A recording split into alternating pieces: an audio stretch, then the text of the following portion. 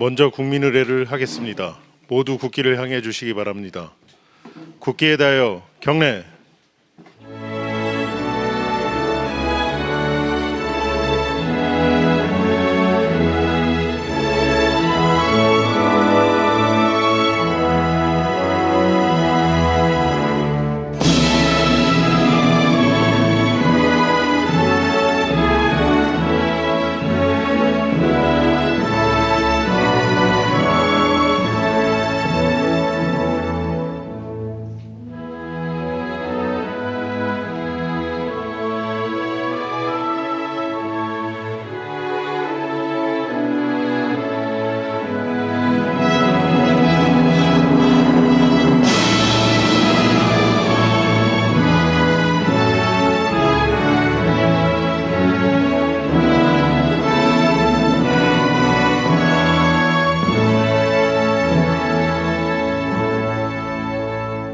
바로 모두 자리에 앉아 주시기 바랍니다.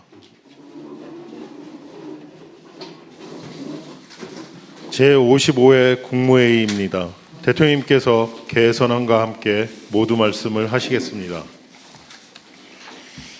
네, 제55회 국무회의를 시작하겠습니다.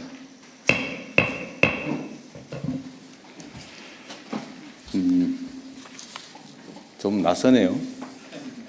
꼭 업무보고 자리 같아요. 우리가 국무회의를 지방에서 한 일이 있나요? 우리 정부에 당연히 없는데 과거엔 좀 어땠나요? 부산에서 하는 건 노무현 정부 이후의 처음입니다. 그때 한 번 했어요. 좀 새롭습니다. 자, 오늘은 대한민국 해양 경제의 중심 도시 부산에서 국무회의를 진행하게 됐습니다. 오늘 오후에는 해수부 개청식도 예정되어 있습니다. 우리 정부 출범 후에 첫 국무회의에서 제가 해수부를 연내 부산 이전을 하자라고 말씀드렸는데 국민들께 그리고 부산 시민들께 그 약속을 지키게 됐습니다. 쉽지 않은 여건에도 이전을 차질 없이 수행해 준 해수부 직원 여러분 그리고 도움을 주신 부산 시민 여러분께 깊이 감사드립니다. 해수부 이전은 국토균형 발전 그리고 부산 도약의 중대한 계기가 될 것입니다.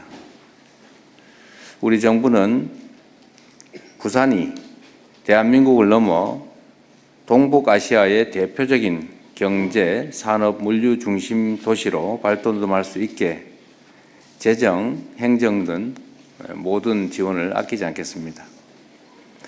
특히 그 중에서도 항만시설 확충, 고부가가치 서비스 제공, 지역산업 성장 지원을 통해 부산과 동남권을 북극 항로 시대를 선도하는 주인공으로 만들겠습니다. 가덕 신공항의 본궤도 안착, 부산의 K문화 또 K관광 인프라 강화도 서두를 것입니다. 부산과 동남권 발전이 대한민국 균형 발전과 지속 가능한 성장의 열쇠라는 자세로 범정부 차원의 역량을 총 집중할 것입니다. 그리고 아쉽게도 지금 해수부 장관이 공석 중이신데 후임 해수부 장관도 가급적이면 부산 지역에서 인재를 구해보도록 노력하고 있다는 말씀드립니다. 오늘 해수부를 끝으로 정부 업무 보고가 사실상 마무리됩니다. 사상 최초라는데 생중계로 진행된 이번 업무 보고를 통해서 국정 운영의 투명성 그리고 책임성이 높아지고 국민 여러분의 주권 의식도 내실 있게 다져졌다고 생각됩니다. 특히 생중계 과정에서 일부 부처나 기관의 미흡한 보고를 우리 국민들께서 댓글을 통해서 실시간으로 또 지적하고 바로잡는 사례도 많았습니다. 저에게도 알지 못하던 새로운 지적사항이나 문제 제기를 요청하신 경우도 많습니다. 우리 국민들의 집단 지성은 그만큼 뛰어나고 또 성숙합니다. 제가 볼 때는 우리 국민 여러분의 집단 지성이 뛰어난 정치 평론가나 정치 지도자보다 훨씬 높다고 생각이 됩니다. 이러한 국민들의 뜻을 국정 전반에 일상적으로 반영하는 것이 바로 지금의 시대 정신이고 또 우리 국민 주권 정부가 나아가야 할 길입니다. 각 부처는 앞으로도 정책의 수립, 정책의 집행, 집행 결과의 평가 이 전 과정을 투명하게 공개하고 끊임없이 국민들의 의견을 구하는 자세를 가져주시면 좋겠습니다. 공직자는 주권자인 국민을 늘 두려워해야 하고 국민의 집단 지성은 언제나 가장 현명한 해답을 찾아낸다는 점을 깊이 인식해야 될 것입니다. 연말연시 안전대책에 관한 말씀을 하나 드리겠습니다. 성탄절 그리고 연말연시를 맞이해서 전국에서 많은 인파들이 몰리는 행사들이 많이 예정되어 있습니다. 여러 차례 말씀드렸지만 국민 안전에 있어서는 지나친 것이 부족한 것보다 수백 배 낫습니다. 과하다고 비난받더라도 위험이 최소화될 수 있도록 조치하는 것이 바람직합니다. 특히 연례적으로 반복되는 행사일 경우에 방심하는 경우가 많습니다. 관계 부처와 지방정부들은 많은 인파가 몰리는 행사에 대해서 안전대책을 2중, 3중으로 점검하고 안전인력을 최대한 많이 배치하시기 바랍니다. 특히 책임 있는 단체장이나 행사 주관자들이 각별하게 유의해 줄 것을 부탁드립니다. 네, 이상입니다. 이후 회의는 국무총리께서 진행해 주시겠습니다. 네, 먼저 부처 보고를 하겠습니다. 부처 보고 하기 전에 제가 몇 가지 좀 지적을 좀 말씀드릴 거 몇 가지 하고 할게요. 제가 어제 노인회 회장님들을 만나서 말씀을 나눴는데 그 중에 회장님 한 분이 애국가의 배경화면이 너무 오래됐다. 그래서 우리의 최근의 발전상이나 또 위상을, 좀 국제적 위상을 이렇게 드러내는 그런 배경화면으로 좀 바꿨으면 좋겠다. 그런 말씀 하시더라고요. 저도 사실 평소에 그 생각을 하고 있었는데 좋은 지적 같습니다. 이게 어느 부처 관할일까요? 애국가 제작 관리하는 문화부인가? 것 같아요. 하여튼 그건 뭐 국무총리실에서 좀 챙겨보겠습니다. 알아가지고 좀 논의해 보시고요. 정말 그 말이 맞는 것 같습니다. 우리의 국제적 위상이나 발전상이나 뭐 이런 것들이 좀 드러나게 국민들의 자부심을 좀 극대화할 수 있도록 하면 좋겠습니다. 그와 관련해서 또 한 가지는 최근에 우리 경제는 이제 수출이 많이 확대되고 있다고는 하는데 한국산, 한국에 대한 그런 좀 뭐라 그럴까요? 신뢰도 이런 것들이 중요하지 않겠어요? 그래서 이게 요즘은 짝퉁도 많아졌다던데 이게 한국에서 생산된 또 한국 정부가 인증하는 한국산이다. 뭐 이런 걸 좀 표시하는 방법이 없을까 싶어요. 일종 K 인증 뭐 이런 것들을 좀 해주면 좋지 않을까.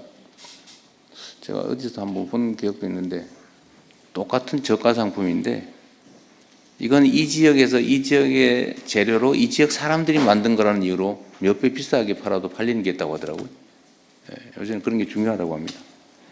그래서 한국의 것임을 인정하는 그런 것들 한번 검토해 주시면 좋겠어요. 또 한 가지는 한국인 의식 가치관 조사라는 걸 했다고 해요. 12월 23일에. 2013년부터 3년마다 한다고 하는데 우리 국민 6,180명을 조사했다고 합니다. 그런데 여기 아주 특이한 게 하나 있었는데 제가 아침에 자료를 보다 보니까 희망하는 미래의 우리나라 상이 어떤 거냐 이런 걸 물어봤다고 해요. 그런데 지금까지는 경제적으로 부유한 나라 이게 언제나 1등이었다고 합니다. 그 외에 뭐 정치적으로 또 사회적으로 이런저런 나라가 좋겠다 이런 게 있었다고 해요. 그런데 이번에 정치적으로 민주주의가 성숙한 나라를 가장 많이 지적했다고 하네요.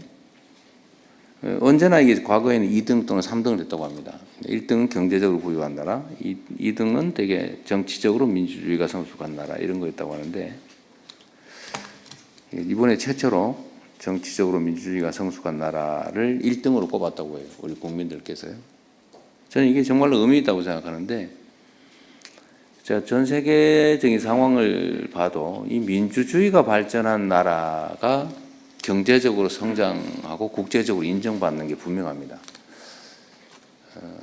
최근에 과거에 우리가 이제 내전이나 뭐 또는 뭐 폭동, 독재 이런 걸로 문제되는 나라들은 되게 경제적으로 전혀 잘 살지 못했는데 그 정치 체제가 안정이 되고 국민들이 직접 참여하는 참여도가 좀 높고 민주주의가 좀 성장 발전한 나라들이 경제적으로 급성장하는 것들을 실제로 볼 수가 있었어요. 아프리카에도 어떤 나라들이 그런 나라가 있던데요. 이게 가지는 의미는 정말로 앞으로 우리나라가 어디로 가야 되는가를 잘 보여주는 것 같습니다. 민주주의가 잘 작동하면 이제 국민들이 국가의 주인으로 존중받고 정치 체제가 국민을 위해서 작동하게 되잖아요. 그러면 결국 공정해야 되고 투명해야 되고 객관적이어야 되는데 그게 자원의 배분을 효율적으로 하게 하는 것 같습니다. 그러니까 기업들도 과거처럼 이렇게 권위주의적인 막 지위 복종하고 이런 상명하복 문화인 기업들은 이제 더 성장하지 못한다고 해요. 기업들도 보면 수평적이고 이제 생태 중심이고 또 직원들의 이렇게 자유로운 토론도 보장되고 뭐 그런 회사들이 훨씬 더 흥하지 않습니까? 아마 우리 밖에서 오신 국무위원 분들은 그 점을 더 절실하게 하실 것 같은데 자원의 효율적 배분, 투명하고 공정한 절차 이런 게 사회 체제든 기업이든 다 흥하게 하는 것 같습니다. 그래서 우리가 국정을 하는 데 있어서도 민주주의의 가치를 좀 더 깊이 생각해야 되지 않을까 그 생각이 들었습니다. 작년 12월 3일을 기점으로 우리 사회가 이제 과거냐 미래냐가 결정났다고 보여지는데 이제는 미래를 향해서 우리가 희망을 가지고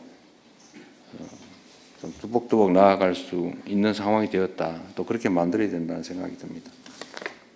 그리고 오늘 그 동남권 투자공사 얘기는 보고에 없나요? 있나요?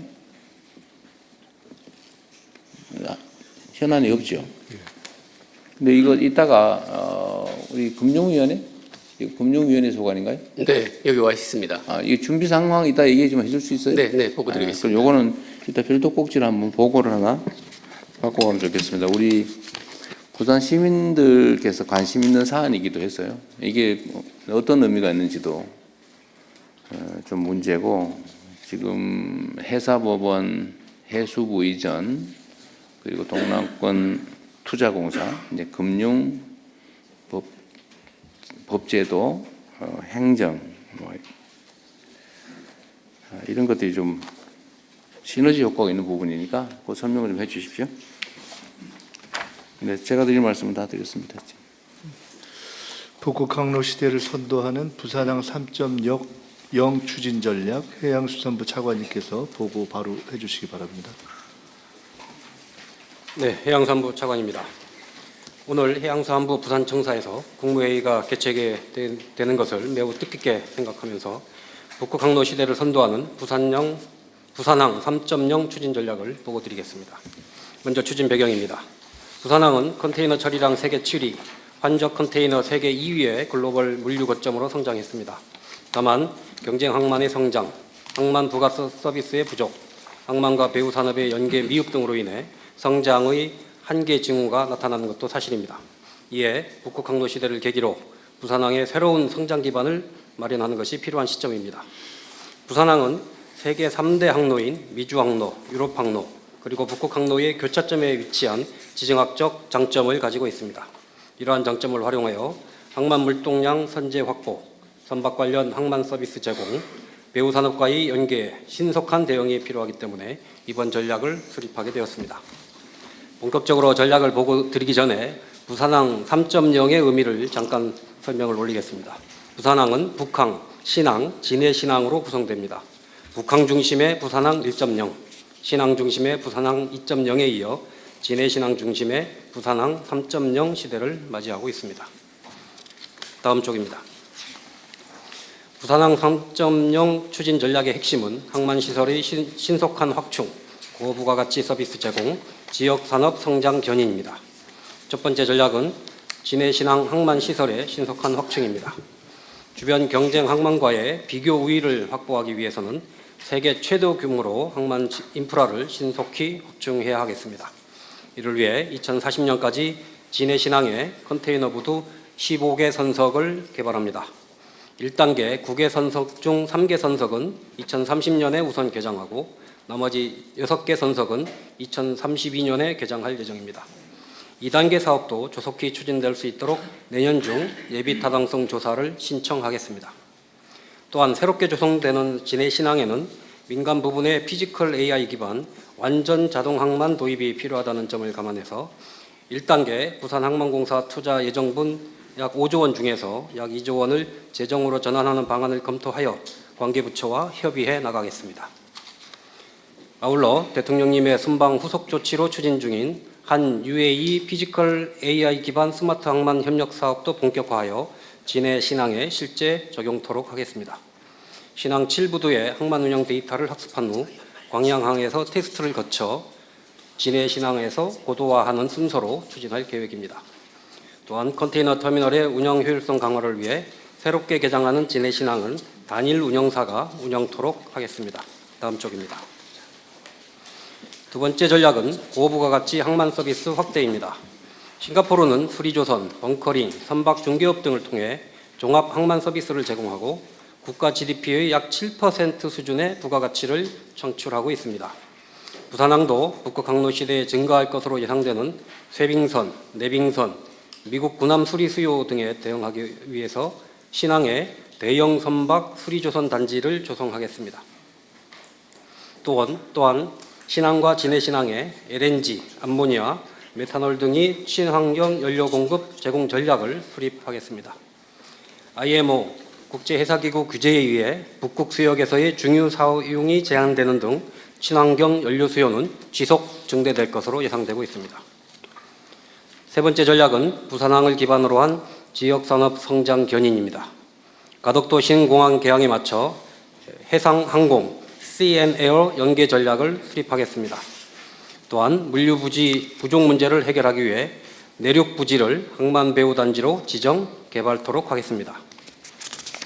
아울러 데이터 센터의 항만 배후 단지 입주를 추진하는 한편 동남권의 핵심 산업인 조선, 기계, 방위 산업 등과 연계하여 해양 수도권을 육성하겠습니다. 하단의 그림은 동남권에서 항만 관련 산업을 집중화하여 해양 수도권으로 육성한다는 방향을 담고 있습니다. 다음 쪽입니다. 추진 일정과 기대 효과는 요약하여 보고 드리겠습니다. 2026년에 진해신항 1단계 본격 시행, 2단계 예타, 수리조선단지 조성 착수, 내륙 항만 배후 단지 지정 등의 사업을 중점적으로 추진하겠습니다. 이를 통해 연간 2조 원 이상의 경제적 효과를 실현하고 국가 경제뿐만 아니라 불경 지역 경제 활성화에도 기여하겠습니다. 해양수산부는 북극 항로 시대를 선도하기 위하여 관계부처, 지방정부 등과 긴밀하게 협력하면서 이상의 여러 사업들을 속도감 있게 추진하겠습니다. 산업부, 중기부, 국토부 등 여러 관계부처의 적극적인 협조를 부탁을 드립니다. 이상 보고를 마치겠습니다.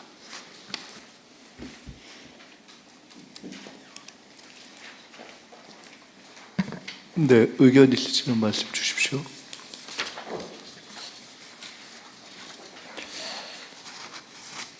워낙 준비를 잘해가 할 말들이 다 없나 본데. 네, 잘 챙기시고요. 북극항로 사업 말고 저는 부산에 관계된 얘기들은 지금 해사법원은 어떻게 진행되고 있어요 혹시? 예, 지금 법사위 법안 소위에서 논의 중인 것으로 알고 있고요. 상당 부분 의견이 좁혀졌다고 알고 있습니다. 그러시죠. 네. 다른 의견들 없으시면 그러면 제가 하나 너무 네. 없는 것 같아서요. 이건 지금 이제 하드웨어가 너무 중심이에요. 그래서 이 북극 항로를 좀 개발하려고 하면은 인력 양성이라든지 소프트웨어 쪽도 이게 투자가 좀 같이 이제 들어가줘야지만 이게 전체 종합적인 발전이 이루어질 것 같고요. 또 그다음에 두 번째, 제가 1997년도 해양수산부 처음 발족할 때 담당 사무관이 있었는데 그때 제가 어떤 말씀을 드린 기억이 나냐 하면은 그때 이제 상하이가 그 항만 커질 때 거기 한두 석을 내가 가자. 그때 우리 투포트를 해서 광양, 부산항에다가 24선석 하지 말고 중국에다가 한 2선석이라도 해놓으면 진짜 이거는 좋을 거다 얘기를 했는데 그거 반대해가지고 안 했거든요. 그래서 이 북극 항로 노상에 좀 투자할 만한데도 미리 우리가 선점을 해놓으면은 이 노선이 활성화되면은 거기서 얻는 부가가치가 훨씬 커질 수 있다는 이 글로벌 차원에서 좀 시각을 같이 봐주셔가지고 이렇게 좀 계획을 좀 더 이렇게 보완할 때 해주시면은 훨씬 이 부가가치가 높은 그런 항로가 될 거라고 생각합니다. 좋은 의견이시니.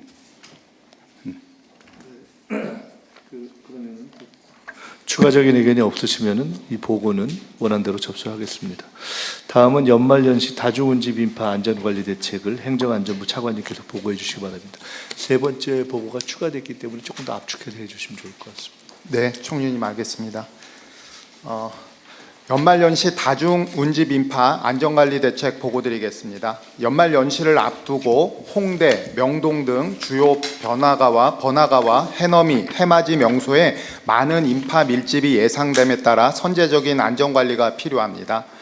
따라서 다음과 같이 연말연시 지역 축제 등 안전관리 대책을 추진하고자 합니다. 먼저 특별대책기간 운영입니다. 12월 19일부터 내년 1월 4일까지 17일간 연말연시 안전관리 특별대책기간을 운영합니다.